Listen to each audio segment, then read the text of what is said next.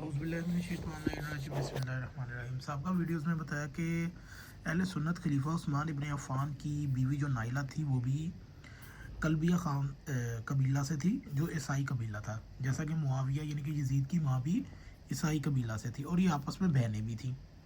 अच्छा, ये मसून जो यजीद की माँ है, इसका शाम के दरबारों के अंदर क्या असर और रसूख था?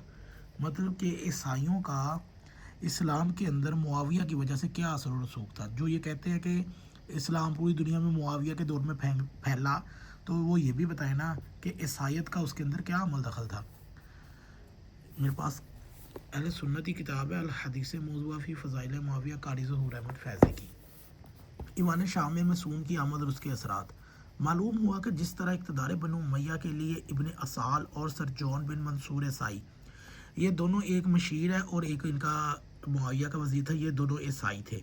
करबला की जंग के लिए भी मशवरों में ये ईसाई लोग शामिल थे, जो यजीद को और मुआविया को मशवरे देते थे। मतलब कि मुआविया के दौर का जो ईसाई था असाल, तो यही यजीद के दौर में भी ज़िंदा था और इसने ही कूफा के हालात से मतलब और इब्न ज़ियाद को वहाँ पर नाफज करने से मतलब यजीद को मशवरे दिए।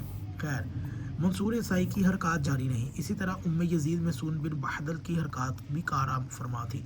अगर मेरे शाम के ऐवान के बाहर ईसाई और यहूदी मशीनरी काम कर रही तो इनके ऐवानों के अंदर भी जहानत मसरूफ़ साजिश थी।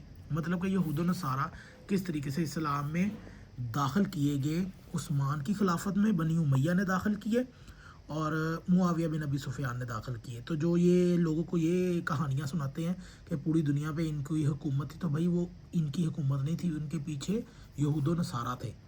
उम्मत की बदकिस्मती देखिए कि एक तरफ शर अल कबाइल कबीला बनु उमैया तख्त पर था और दूसरी तरफ उनकी काबीना और उनके घर में दुश्मनाने इस्लाम ईसाई यहूदी बैठे हुए थे। यानी कि आप खुद हिसाब लगा लीजिएगा कि किस कदर इनके घरों के अंदर यहूद नसारा थे। तो ये दूसरों को कहते हैं कि इब्ने सबा जो था खबीस, जिसका कोई तल्लक ही नहीं है इस्लाम से, तो इब्ने सबा यहूदी पैदावार थे। ओ भाई, तुम लोग यहूदी पैदावार, तुम तो ईसाई भी पैदावार साथ में निकल आई हो, तो तुम लोग अपने घर की खबर लिया करो, अपनी गलाजत और गंदगी शियों पे ना डाला करो।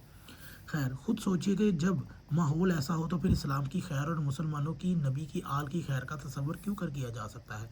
गाफिल लोग समझते हैं कि अहले किताब की औरतें मुसलमानों के शाही महलात में महज खातून खाना की हैसियत से आती है, लेकिन इनका उमर फ़ारूक के खदशात आपने सुन लिए, यानी कि वो मुखालफत रखता था। ऐसी औरतों का आना या भेजा जाना गहरी साजिशों का नतीजा होता है। खसूसन कलीदी ओहदे रखने वाले मुसलमानों के घरों में ऐसी औरतों के वरूद के पीछे ज़रूरस साजिश होती है। इसलिए ज़बानी फ़ारूकी ने ऐसी औरत को हमरा निगाह करार दिया। मतलब कि मुआविया की माँ और जो ये लोग ये साबित करने की कोशिश करते हैं कि जी इनके दौर के अंदर बहुत खिलाफत ने तरक्की की और किस तरीके से बुलंदी चढ़ी जी। मुआविया के दौर में तो बुरा इस्लाम फैला, तो भाई वो इस्लाम नहीं था फैला, वो यहूद नज़ारा की साजिश थी जो उनके पीछे कारबन थी। अगर आपको ये वीडियो अच्छी लगे तो इसे ज़रूर शेयर कीजिएगा।